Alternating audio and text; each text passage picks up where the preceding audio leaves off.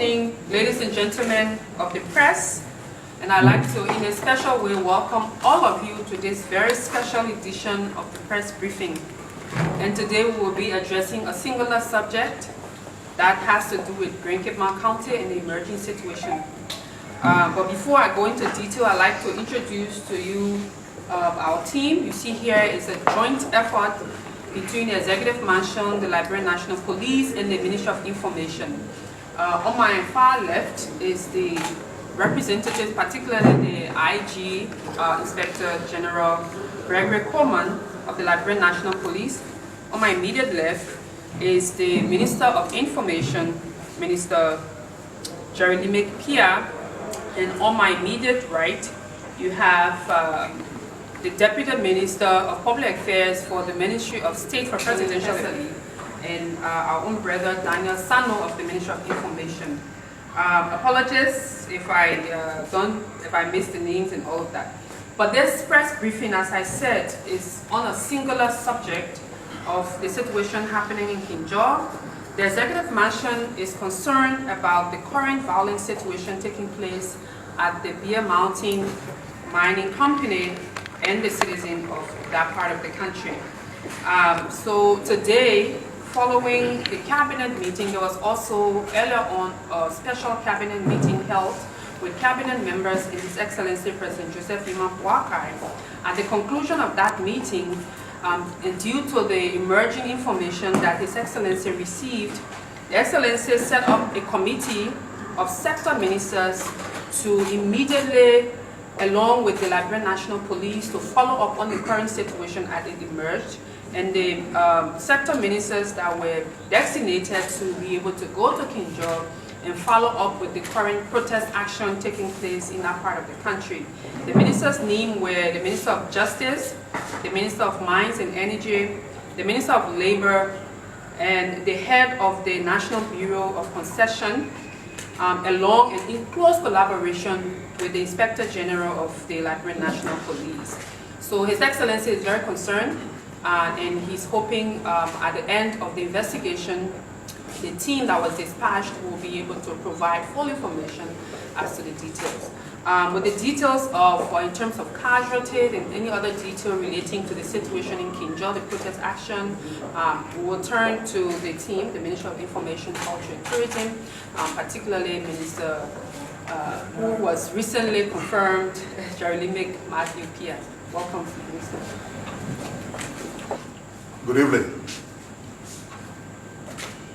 Recently, when we appeared for our confirmation hearing, we assured the Liberian Senate that one of the things we will do is to give information to the public in a timely manner.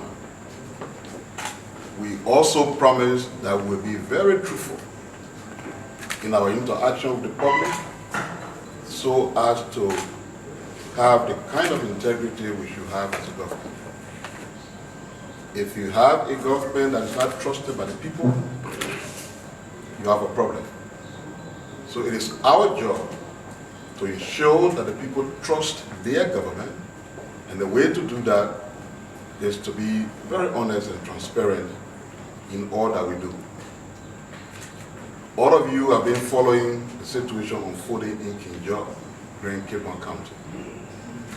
And let me start by saying the situation there did not start with the current administration.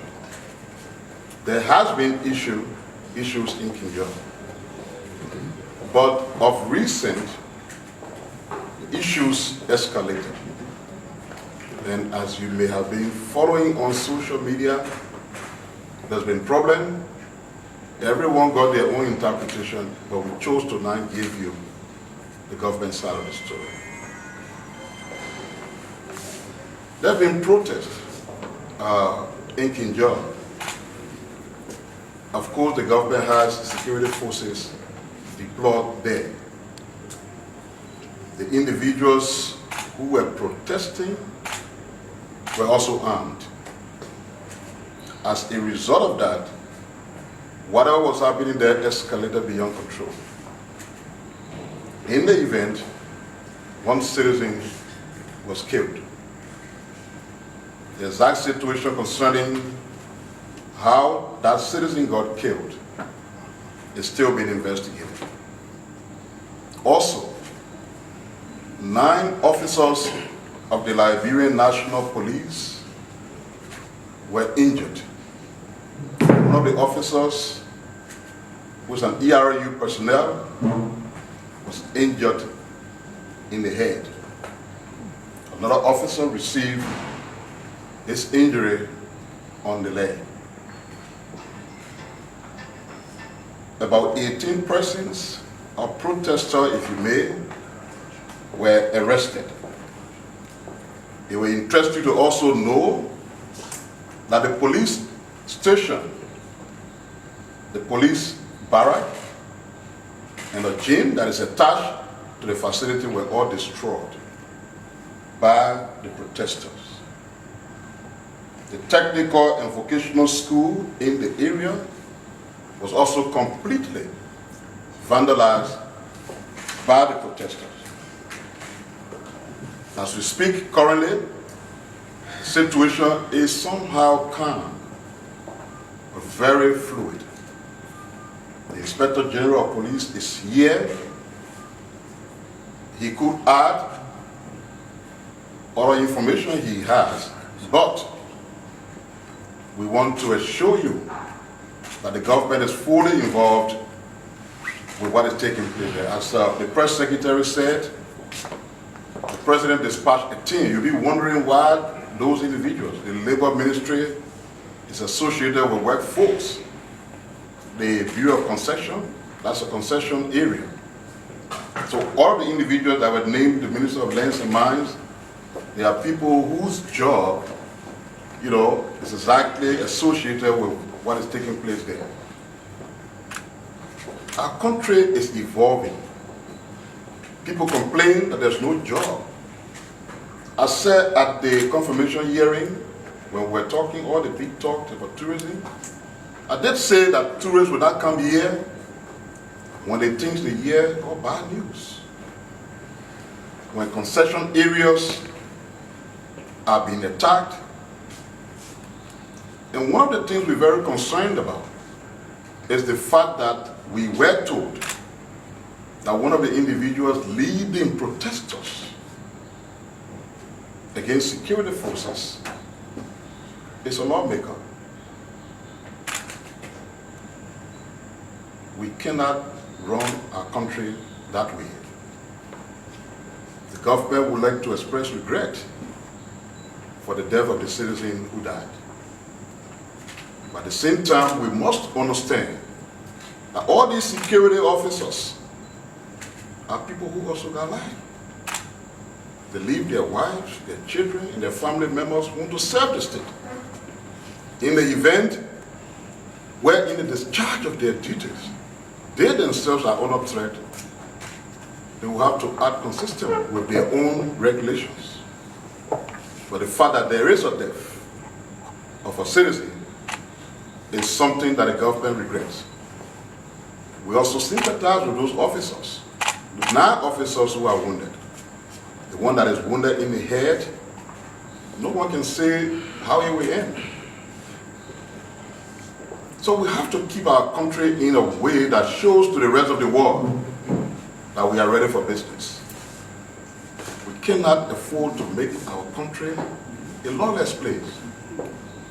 There are problems all over the place, different concession areas. Problems not created by this government.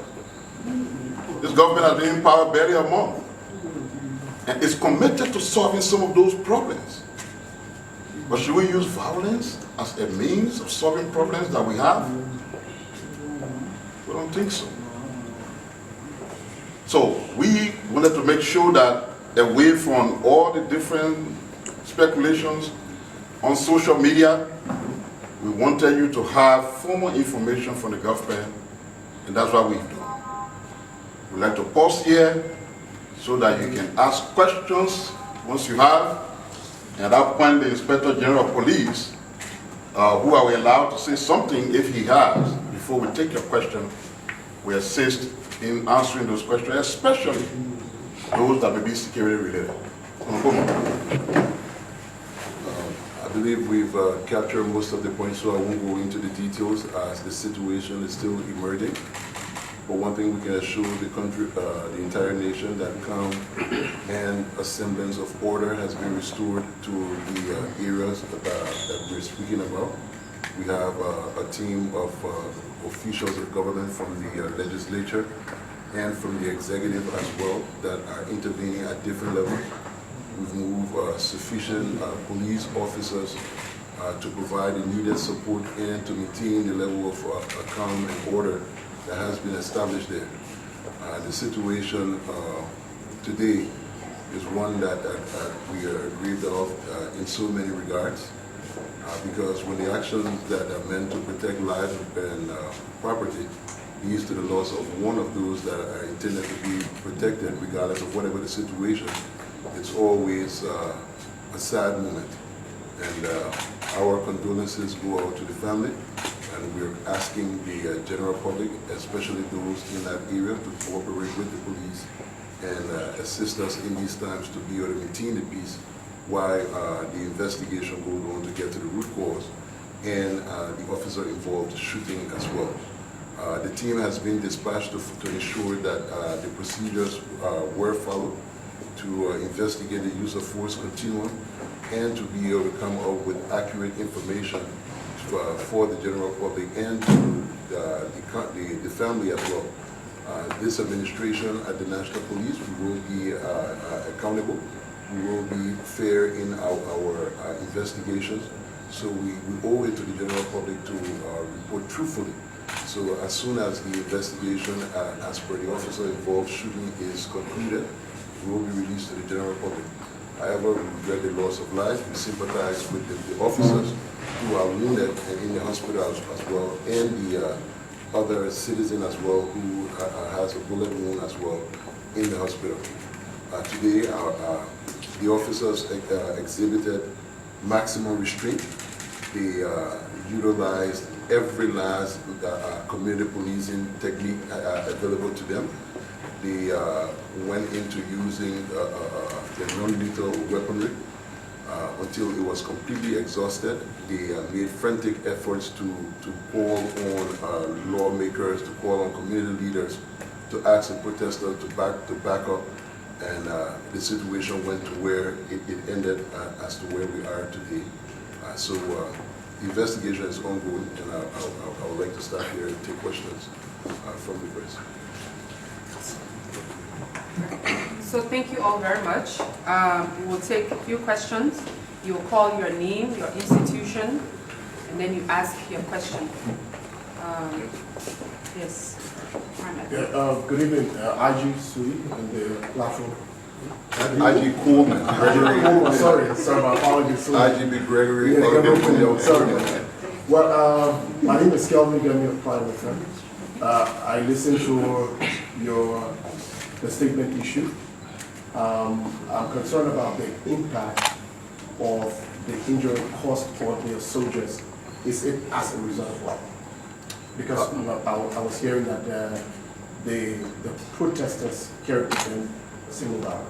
Well, amongst the protesters were a couple of them who were armed with artisanal weapons, the single barrel pistols, and two of the 9 officers wounded received bullets from those weapons. Yes. Thank you. Chilupe first, and then. Yeah, thank you. I'm Sylvester Chilupe, and I work for the Spoon.org. Honorable Minister, in your speech you mentioned that an individual who is also a lawmaker led the protesters. Would you mind naming that individual? And for the situation in Grenkema County, how long will it take you to totally calm down the situation? Come again, the last part? How long will it take to do what? To calm down the situation. All right. So, if we had all the facts about the name of who that lawmaker was, we would have said it.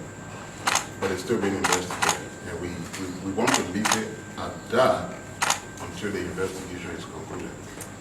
The IG did say that some level of calm has been restored to the area. But I said the place is still fluid and tense. And as long as the situation remains that way, the security forces will remain engaged. But from time to time, we endeavor to update you until total calm is restored and we are convinced that the situation there has been resolved.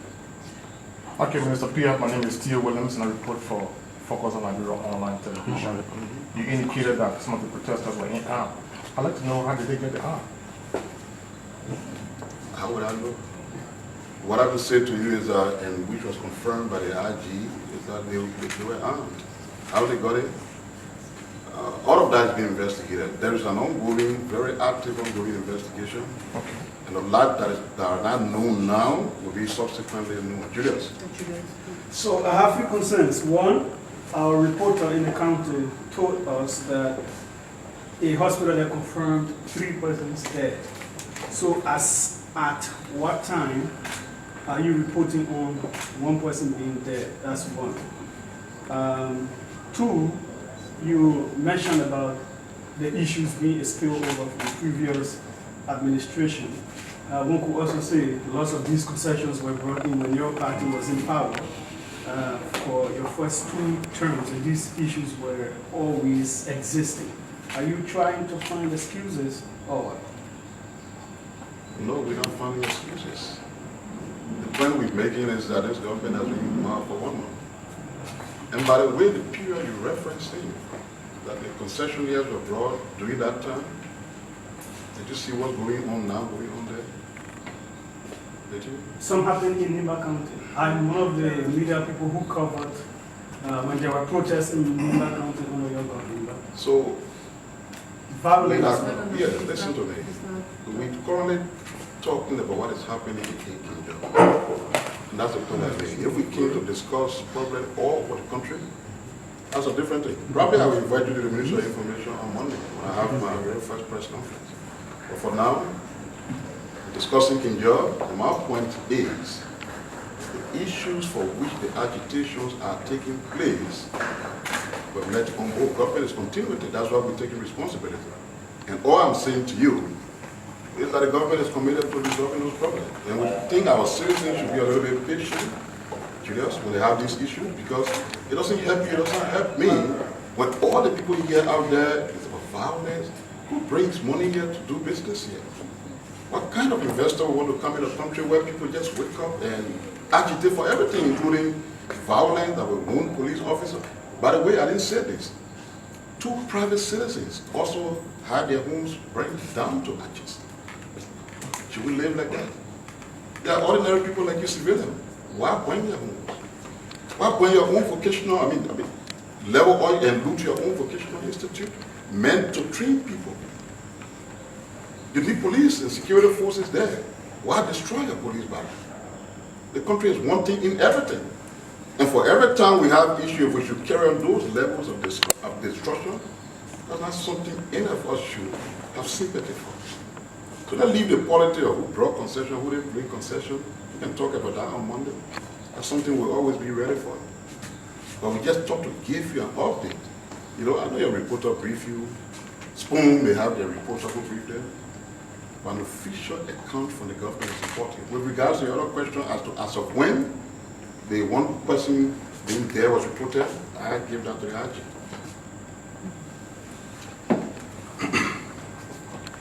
So once again, as far as I'm being informed, as of 15 minutes before I walked in here, there was still 1 person reported dead. As a matter of fact, when this person got shot, immediately I made a call to the John F. Kennedy Hospital and asked for an ambulance to proceed to the scene. While the ambulance was en route to the scene, we made contact with the doctors there to start to inform JFK of the level of wounds, so the trauma ward could be prepared to immediately receive the victim. The ambulance, before it could get there, we found another ambulance that started to bring them. So the time interval in providing that needed support as law enforcement officers to try to save the life of those who were shot was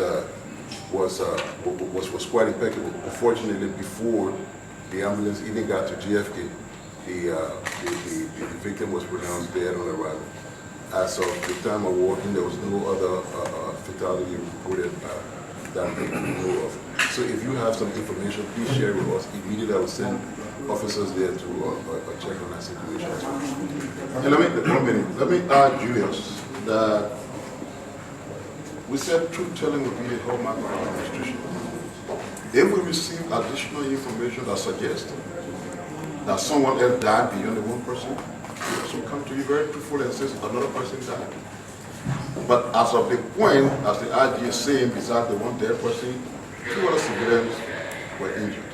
Maybe if we didn't say that, just add it onto what we said. 2 other civilians were injured in addition to the one person that died. This is our information as a government for now. If we have additional information that suggests that somebody else died, we'll be told the same way. At the police level, we have the command led by the Commissioner of Police for Operation, Commissioner Prince Davis. We have the commander for the PSU and the commander for the ERAU there as well.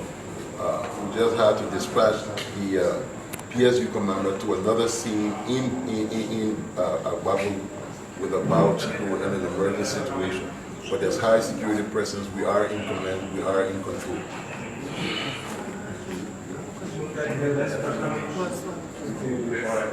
Oh, the concession? Yeah, I mean, there was serious property damage. We have reached out to the concessionaires to try to give us a list of all of the items that got damaged. But as part of our drone footage that we collected, we did see about at least 4 or 5 machines, including a compactor, excavator, and front end loaders and stuff being set ablaze, including the police barracks and the police station as well, with the garden and the gym that was vandalized. There was also, at some point in time, in addition to one of the facilities where there was some serious looting going on. I asked the police to back up because the only thing that was left at the time was live round.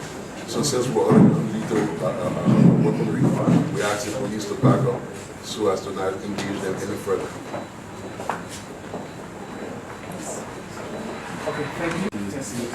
You also mentioned that some protesters were arrested. Yeah. Were they arrested along with the ones that you are talking about? So do we have pictorial evidence of that? My concern at this point in time has to do with the fact that people are wounded, someone is dead, and investigation is ongoing. I can tell you that yes, indeed, a weapon was used because there's evidence by the wounded officers in the hospital. Whether that weapon has been apprehended or not, I cannot say yet. We will continue to update evidence that artisanal weapons was used because you have officers who are wounded, the pellets are within them. At this point in time, while you're standing asking this question, the pain is evident. So we'll take any further last question, and then if not, we will. Julius, I see you being got additional question? No, it has been answered. Okay. Okay. Yes. Yeah, my name is Samson David, and I report for ERBC. Were you able to establish the actual cause of the incident in the area? Well, the actual cause will be established by the investigation. Let's not preempt. I mean, we could assert to a lot of things right now. They have a petition that has been presented. They have multiple years that they're engaging. So when we get the total information, at least that will be released to you. Because if we start doing bits and pieces now, we might lead you in the wrong way and even miss the investigation as well. So, thank you. Just say this before I say. Thank you, So, this process will be ongoing. Tomorrow, the press secretary will have a normal, regular briefing. If she got some information to give to you, she will. And like I said, on Monday, there will be a major press conference at the Ministry of Information beyond the situation in Kinjor. Notwithstanding, if there are additional updates from Kinjor, we'll also provide those updates to the press.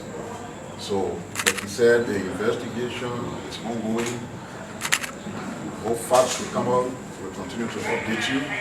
But we thought as a government it was important to say something to our people about what has happened. So, we want to thank you for coming. Could have a close press conference since she opened it. But we'll have more and more and more engagement with the media under this administration. We're not going to shy away from you. We always come to you, and like I said, we'll be truthful. You know, things happen, and if we are interested in having the confidence of the people, then we ought to be truthful all of the time. And we do just that well. For coming and being confirmed, you have been doing a wonderful job. Thank you, comrade. So let me say a very big thank you to all of you as you all know, this was a special press briefing. And since we started with a very open process, meaning that this government will remain open. This is the commitment of the president. And this is why, as you have seen over the past weeks, we have consistently held our weekly press briefing. We do intend to continue to update you, especially on issues and information about the presidency, about the office of His Excellency President Joseph Boakai. And the reason why from time to time you will see individuals, members of the cabinet, different ministers, different heads of public corporation, because one of the other issues that we have seen, learning from the past, but this government will be coordinated government. We will coordinate our communications arm. We will ensure that anything relating to the presidency comes from the executive mansion. Issues relating to the general overview of the government or general issues relating to the government, you will see the Ministry of Information. Any issues specifically relating to a specific sector within our governance structure, you will see those specific individuals and specific authorities in charge of those information. That is why this evening you saw a collaborative effort between the Office of the President, His Excellency Joseph Boakai, the Minister of Information, because it has to do with the entire country, and you saw specifically because it has to do with law and order and the issue of casualties and all these other issues. That's why you see the Inspector General of Police. As time goes on, you will see the continuation of this level of coordination between all arms of government as we all work together to inform the public, to keep the public informed on issues relating to this government. So thank you again. On tomorrow, we will have our press briefing covering issues of His Excellency President Joseph Boakai and the presidency, his activities, his work, all the questions that you have relating to His Excellency President Boakai, we can be able to take those concerns. So again, we look forward to seeing you tomorrow, and let me again say thank you to the Inspector General, the Minister of Information, and the Deputy Minister, and the whole collaborative effort of this team. As you know, this is what we intend to do, and this was a very urgent and special press briefing. Thanks to all of you too in the media, because we're just a turnaround time to be able to organize this in a period of under an hour. And this is important because of the important nature of what's happening in the country, particularly that part of the country. So I would like to also introduce Mr. Daniel Sando, who you people probably have heard.